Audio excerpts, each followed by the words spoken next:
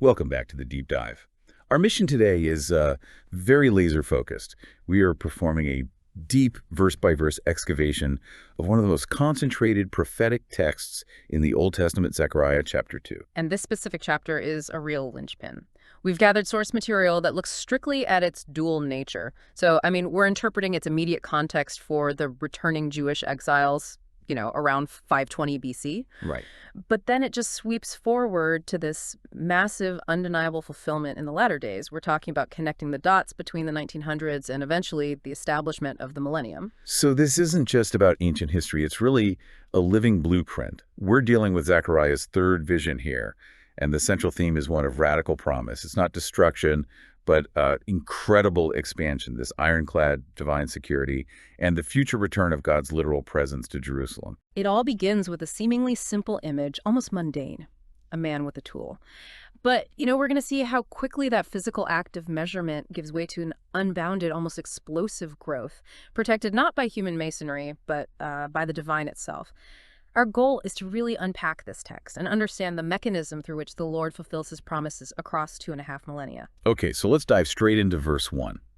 I lifted up mine eyes again and looked, and behold, a man with a measuring line in his hand.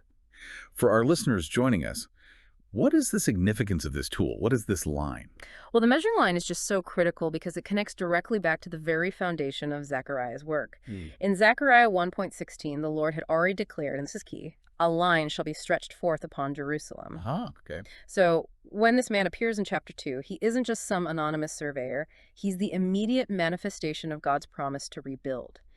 The tool itself signifies precision, planning, and, the imminent start of the rebuilding project after decades of captivity in Babylon. And verse 2 makes that purpose pretty explicit. Zechariah asks where the man is going, and he replies, to measure Jerusalem, to see what is the breadth thereof and what is the length thereof. So this is clearly about establishing the physical boundaries for a city that was just, decimated. That is the simple foundational interpretation, yes. Jerusalem needs to be reconstructed, and it needs boundaries. But then the vision immediately transcends this. In verses 3 and 4, you get this dynamic interaction. An angel who is talking to Zechariah is met by a second angel who instructs him to run and deliver a sudden, sort of revised message. What's that message? Jerusalem shall be inhabited as towns without walls for the multitude of men and cattle therein. Okay, let's just pause on that for a second. That feels like a complete contradiction. It's a radical one. You send a man to measure the breadth and length. You're literally drawing a finite box, and then the instruction comes. Tell them they will have no box. How does a city even function, especially a defensive city, without walls? It creates this powerful paradox that just shifts the entire tone of the prophecy.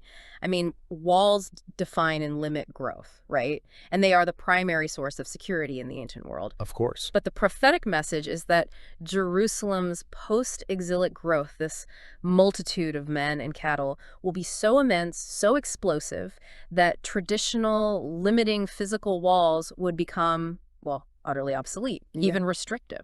The city has to burst its seams. So the initial measurement isn't meant to limit the city then. Perhaps it's meant to, certify the starting size, only to immediately declare that this starting point is completely insufficient for what's coming. That's a key interpretation. The measurement provides a reference point for the divine promise, but the promise itself is unbounded expansion. Now, we do have an important historical footnote here because, of course, a wall was eventually rebuilt. Right. I was just about to ask. If the prophecy says without walls, but then Nehemiah comes along later and builds one in the mid-5th century BC, does that mean the prophecy failed in the short term? Or were they just missing the point that the true protection had to be divine? Well, the source material suggests it's a partial, sort of foundational fulfillment. That physical wall was a necessary, pragmatic, defensive measure for those crucial development years. It allowed the small remnant to gain stability, and Nehemiah finished that wall in just 52 days in 445 BC. Incredible. But the true, sweeping promise of the prophecy was never about the stone wall. It was about the security necessary for the eventual unrestricted expansion. The Lord promised security during those development years, specifically up until 70 AD, when the physical city and temple were destroyed.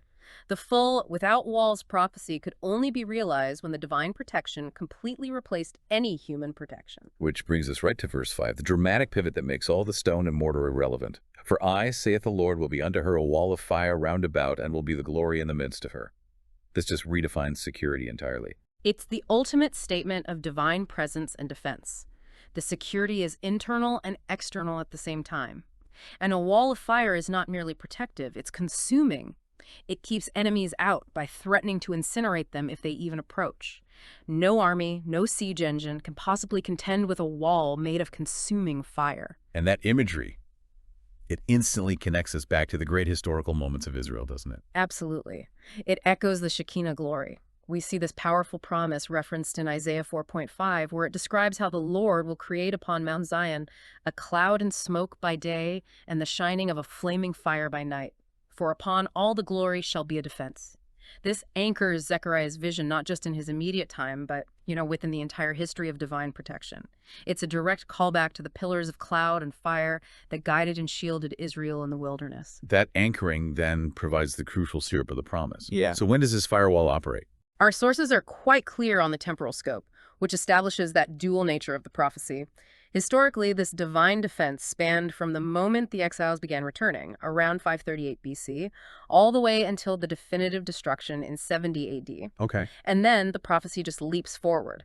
This protection is resurrected, it's reactivated for the latter days, specifically identified as beginning around 1947 and continuing until Christ reigns physically in Jerusalem. This establishes the essential timeline we have to follow, this massive gap between the first and the second fulfillments. So if the vision demands a city that bursts its seams, and a measuring line sets the stage for future growth, how does that measurement manifest in the centuries leading up to the modern rebirth of Israel? Well, as we transition into this latter-day fulfillment, it's fascinating that other last days prophecies, like in Ezekiel 40 and Revelation 10, also place measurement right at the center of God's plans for restoration. And here's where the historical timeline becomes almost impossibly precise. We see not just figurative or spiritual measurement, but a literal scientific measurement of Jerusalem happening just before the great geopolitical shifts began. It's almost as if the groundwork had to be laid with absolute precision before the divine clock started ticking again. That's the key analytical point. Why did the Lord inspire the scientific charting of this precise location 80 years before the nation was reborn? The mid-19th century saw two really remarkable efforts to literally measure and map Jerusalem, fulfilling Zechariah 2.2 again, but this time with modern precision. Let's start with the Ordnance Survey of Jerusalem. That was carried out between 1864 and 1865. The name suggests a military or governmental operation, but the source notes the initial motivation was actually very practical, even humanitarian. It was led by Captain Charles William Wilson of the Royal Engineers. He was commissioned by the Water Relief Fund, so on the surface it was about improving Jerusalem's chronically poor water supply. But what Wilson delivered went far beyond water pipes. It was a foundational scientific endeavor. For the listener, why was this so important? I mean, we're used to GPS and satellites today. What did Wilson achieve with chains and tape that was so revolutionary? Before Wilson, maps of Jerusalem were based on, tradition and approximation. Wilson's team produced the first scientifically accurate topographic and urban maps. They worked at an incredible scale. A 1.10,000 map of the surrounding environment and a minute 1.2500 plan of the old city itself. Wow. To put that into perspective for you, at that 1.2500 scale, you could practically count the stones in the ancient walls and alleyways. This was detailed, verifiable data, the very breadth and length measured to the inch. And their work didn't just stay above ground, right? Exactly. Wilson and his team meticulously explored and mapped subterranean features beneath the Temple Mount. They most famously cataloged and named Wilson's Arch, which is this massive structure supporting a modern bridge that dates all the way back to the Second Temple period. So they were essentially proving the hidden, deep history of the city while applying 19th century scientific rigor. This was measurement with deep archaeological and historical significance. And this foundational work was immediately followed up by the PEF Jerusalem excavations from 1867 to 1870, this time under Lieutenant Charles Warren. Warren's mandate, which was under the newly formed Palestine Exploration Fund, was pure archaeological reconnaissance. He built directly on Wilson's meticulous mapping data. It was dangerous, gritty work, often resisted by the Ottoman authorities. It required a lot of deep shaft digging and tunnel exploration. Warren's achievements were just fundamental to biblical archaeology. He uncovered structures like Warren's Shaft, a critical part of the ancient water system, and he refined all the topographical data. So you have this extraordinary period, 1864 to 1870, where the Holy City is precisely measured, mapped, and charted using the best modern science of the day, all preceding the political storms that were about to come. It's compelling, isn't it? The prophetic line has to be physically stretched before the geopolitical lines can be drawn. This provides a really strong bridge. We move from the precision of scientific measurement to the, well, tragically imprecise lines drawn on maps by diplomats' lines that dictated the destiny of millions. So we go from measurement of space to a measurement of sovereignty. The figurative fulfillment begins when the British attempted to enforce political boundaries in 1947, actively turning back Jewish refugee ships. And this political demarcation was brutal. It relied on the limits set by the 1939 White Paper, which severely restricted Jewish immigration into Palestine. This trapped hundreds of thousands of Holocaust survivors in European displaced persons, or DP, camps. They had fled the land of the North, just as Zechariah commanded, only to be blocked at the final destination. This leads us directly to the narrative that really galvanized global sympathy for Zionism, Yeah. the Exodus 1947 incident. Let's trace the voyage and the moral failure it exposed. The vessel was a former American ferry, the President Warfield. It was secretly acquired and refitted in Sète, France by the Haganah. And it was deliberately renamed Exodus 1947, consciously invoking that biblical theme of deliverance from bondage. On July 11, 1947, it departed carrying a staggering 4,517 passengers. Overcrowded, poorly ventilated, lacking adequate supplies, and yet the sources describe the morale as being immensely high. These were Holocaust survivors, finally heading home. Their hope was tragically short-lived. Just off the coast of Haifa on July 18, 1947, the ship was intercepted by British destroyers. The British rammed the ship repeatedly and eventually boarded it after a violent clash where they used batons and tear gas. 3 passengers and crew were killed, including an American crew member, Bill Bernstein. Dozens were injured. And that alone was a tragedy, but it was the British decision after the clash that turned this into a global political catastrophe. Instead of diverting the refugees to the typical detention camp in Cyprus, they chose to make a very emphatic political statement. They transferred the passengers to 3 prison ships and, in a really unprecedented move, sent them back to the port of Sète in France. The refugees, backed by global Zionist organizations, they refused to disembark, and that resulted in a 3-week, internationally televised standoff at Port de Bouc. And the British, unwilling to concede, then escalated the situation to a level of calculated, almost psychological cruelty. Yes, they did. On August 23rd, 1947, they forcibly removed the refugees and shipped them to DP camps inside Hamburg, Germany. Now, just think of the moral weight of that action. Unbelievable. Holocaust survivors having escaped extermination in Europe were forcibly returned by the British mandate to the very land of their greatest suffering, simply for trying to go home. And that strategic cruelty backfired completely. Global media coverage was overwhelming. The sight of British soldiers forcing Jewish refugees back into German camps just fundamentally shattered international support for the British mandates policy. The Exodus 1947 incident became the final decisive catalyst. It directly contributed to the momentum that led the United Nations to vote for the partition plan on November 29, 1947. The political lines were drawn. And the prophecy crystallized. On May 14, 1948, Israel declared itself a nation, and Jerusalem instantly became, figuratively, a city without walls. From verse 4, meaning unrestricted in its divine expansion and sovereign existence. But immediately on May 15th, they faced invasion from Egypt, Syria, Jordan, Lebanon, and Iraq. And that is precisely when the promise of verse 5 was needed and instantly received. It wasn't the strength of their physical borders or their newly formed army that sustained them in those critical initial months, but the immediate manifestation of the Lord as the wall of fire and the glory in the midst of her.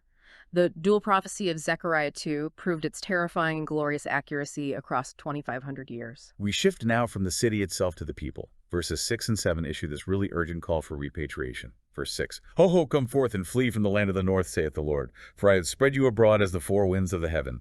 The command is simple. Gather and return. This gathering has a layered meaning, though. Historically, the north meant Babylon, which is literally northeast of Judah.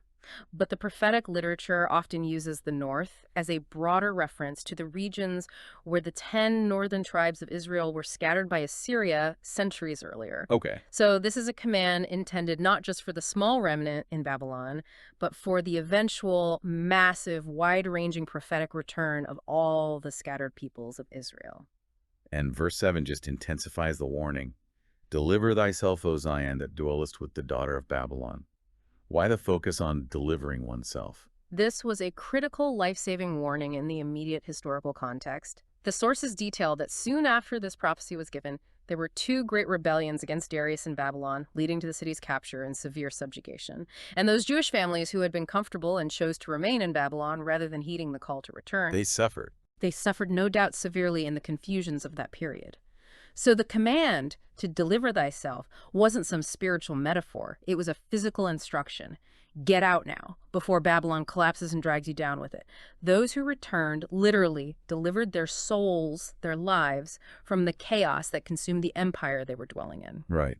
And this dynamic of divine protection and historical consequence sets up what is probably the most personal and profound statement in the whole chapter, verse 8.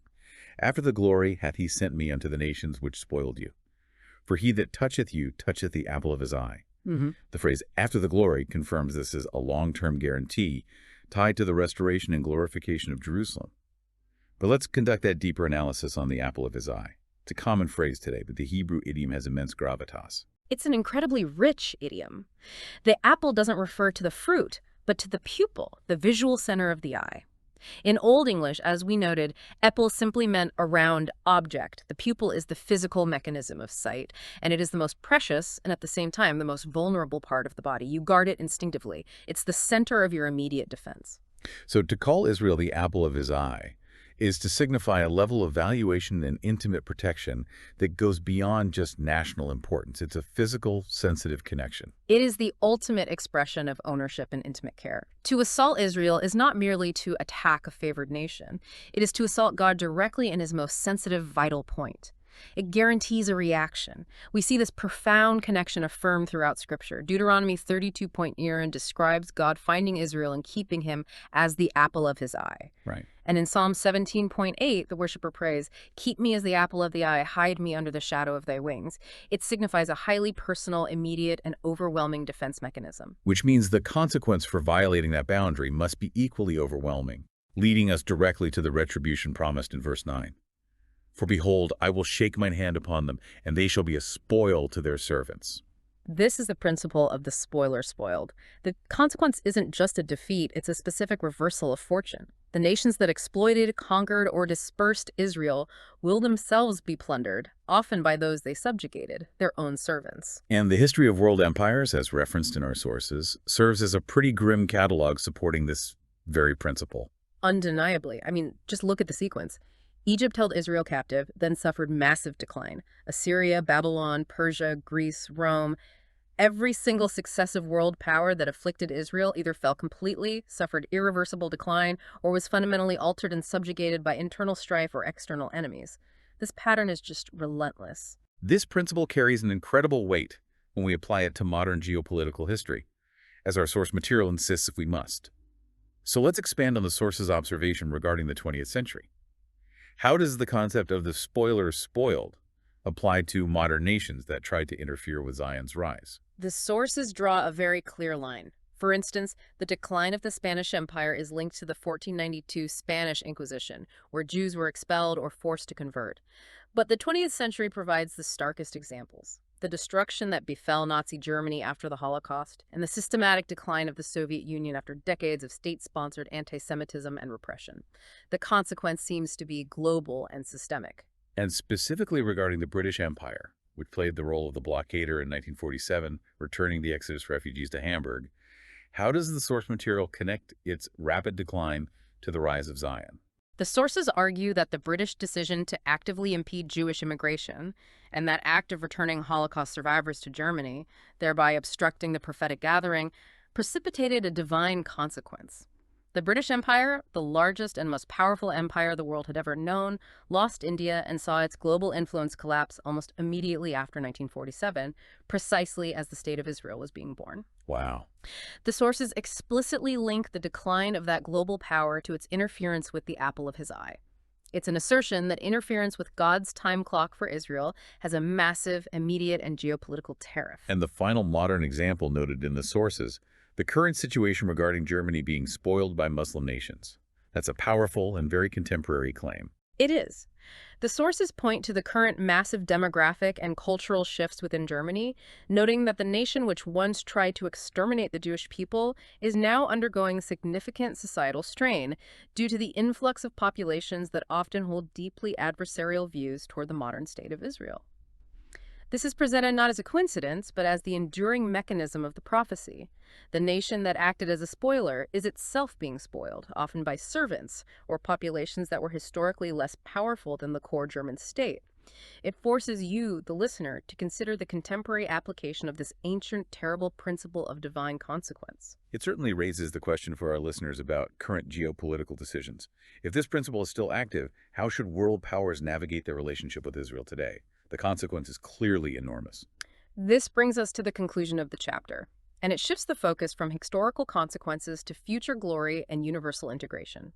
Verse 10 sets a celebratory, future-facing tone. Sing and rejoice, O daughter of Zion, for lo I come, and I will dwell in the midst of thee. This promise of dwelling is the ultimate fulfillment of the glory in the midst of her, from verse 5. And we noted it has a clear dual fulfillment timeline. Absolutely. We have to distinguish between the literal and the figurative dwelling. Literally, Christ did walk the earth and dwell physically in the midst of the Jewish people from about 1 AD to 34 AD. The ultimate fulfillment, however, is the millennial promise. When the Messiah returns and establishes his reign, he will again dwell physically and permanently in Jerusalem. And the figurative dwelling addresses that long period in between the two physical manifestations. Precisely. For the period spanning from the early church onward, the Lord dwells in spirit, fulfilling the New Testament synthesis. Revelation clarifies this beautifully. It describes Christ as being in the midst of the seven candlesticks, and then it explicitly defines those candlesticks. The seven candlesticks which thou sawest are the seven churches. Okay, so a spiritual presence. So until the literal return and the establishment of the kingdom, the Lord is in the midst of his people spiritually, scattered throughout the world. Then in verse 11, the scope just expands dramatically, moving beyond Zion's immediate community. And many nations shall be joined to the Lord in that day, and shall be my people, and I will dwell in the midst of thee. This is a prophecy of global integration, not isolation. In the immediate context, yes, some non-Jews did return with the exiles from Babylon to serve the Jews, but prophetically, this opens the door wide to the Gentile world. This is the expansive view of Gentiles being joined to the house of Israel, becoming part of the Lord's inheritance. So the Old Testament, through these cross-references, is meticulously setting the stage for what becomes the New Testament church. It shows that the plan always included these strangers. That's right. Look at the supporting prophecies. Isaiah 14.1-2, a classic text, states that strangers shall be joined with them and they shall cleave to the house of Jacob. Cleaving is a permanent joining action. It's not just visiting. And the promises get richer. Isaiah 56.6-7 promises the sons of the stranger that join themselves to the Lord to serve him. Even them will I bring to my holy mountain and make them joyful in my house of prayer. They aren't just allowed to worship, they are brought to the holy mountain itself. And the integration extends into building and leadership. Isaiah 60.12 promises that the sons of strangers shall build up thy walls, and their kings shall minister unto thee. They actually participate in the reconstruction and administration of Zion. But the most radical promise is probably the one found in Isaiah 66. Absolutely. Isaiah 66.20-21 states that brethren shall be brought from all nations as an offering, and the Lord will even take of them, the sons of the stranger, for priests and for Levites. This is total integration. The distinction between Jew and Gentile in terms of service is just obliterated in this future glory. Which Paul beautifully synthesizes in Romans, moving from the Old Testament promise to the New Testament reality with that analogy of the olive tree. Paul uses this profound analogy in Romans 11. He describes the Gentiles as the wild olive tree that were grafted in among them, the broken off natural branches of Israel, so that they could partake equally of the root and the fatness of the olive tree. Zechariah 2.11 provides the blueprint for this universal union of believers, ensuring the Gentiles are not just peripheral observers, but essential integrated components of the divine plan. This expansive promise leads us to the final confirmation in verse 12. And the Lord shall inherit Judah, his portion in the Holy Land, and shall choose Jerusalem again. This is the definitive, unrevocable statement. It confirms the restoration and the divine selection of both the land Judah, his portion, and the city. He will choose Jerusalem again. It is a promise secured by God's own will. And then the final powerful command in verse 13. Be silent, O all flesh, before the Lord, for he is raised up out of his holy habitation. After all the singing, the fighting, the building, and the joining, the ultimate instruction is silence. It is the command of awe and reverence. Why silence? Because when the Lord manifests his presence, when he is literally raised up out of his holy habitation and steps into history to fulfill these staggering promises, the sheer magnitude of his holiness, power, and overwhelming intervention demands a cessation of all human noise, all argument, all action. All flesh must stand utterly still. That silence just underscores the absolute nature of the transition from the figurative dwelling to the literal millennial dwelling. So this deep dive into Zechariah chapter 2 has really taken us from a seemingly simple measurement in 520 BC all the way to the climax of human history. We saw the prophecy operate on two timelines: the physical rebuilding that quickly required a spiritual defense, that wall of fire in the 5th century BC, and then the latter-day prophetic resurgence where the city without walls became a reality in 1948. The precision of the fulfillment is what truly stands out. We connected the meticulous scientific lines stretched upon Jerusalem by Captain Wilson and Lieutenant Warren in the 1860s, the precise measurement of the city's breadth and length, with the political demarcation lines and the harrowing events like the Exodus 1947 incident that led to the national rebirth. God works through both precise action and massive, undeniable geopolitical shifts to fulfill his ancient promises, ensuring the timing is perfect. And this leads us back to the central tension in the text. If, as verse 8 promises, those who dare to touch Israel touch the apple of his eye, indicating an intimate, immediate defense mechanism, and yet verse 13 commands all flesh to be silent before him, what does this pairing imply? Intimate care, yet overwhelming consequence. Exactly. The Lord's care is deeply personal, but his intervention is overwhelming, demanding global silence. When he finally steps forth from his holy habitation to command that profound reverence, what does this tell you, the listener, about the absolute seriousness and scale of divine justice that will be delivered upon nations that have acted as spoilers? It's a powerful thought to mull over regarding the relationship between divine sensitivity and ultimate consequence. A profound thought indeed, and a vital deep dive into a text that proves its relevance with every passing decade. Thank you for joining us on this deep dive.